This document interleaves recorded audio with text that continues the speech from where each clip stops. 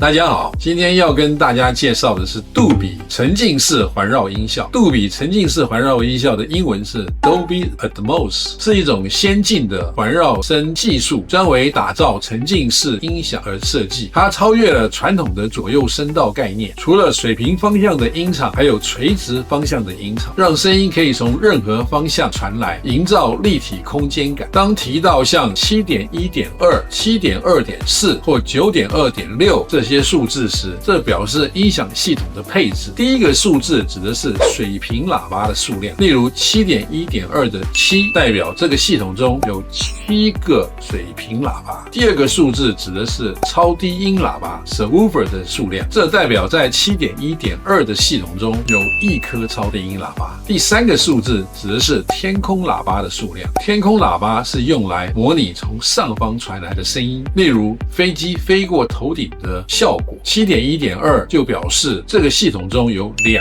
个天空喇叭，以此类推。通常来说， 7.1.2 或 7.2.4 比较适合中等大小的房间， 9.2.6 就比较适合更大的空间，并且搭配高级的家庭影院，声音效果会更加全面和立体。整体而言，配置的喇叭越多，音效覆盖越细腻，但也需要更大的空间和更多的设备支出。选择哪种配置需根据房间大小、预算和个人需求决定。欢迎加入台湾高空 LINE 官方账号询问。以上是今天的介绍，请多关注台湾高空的 IG、YouTube、抖音频道。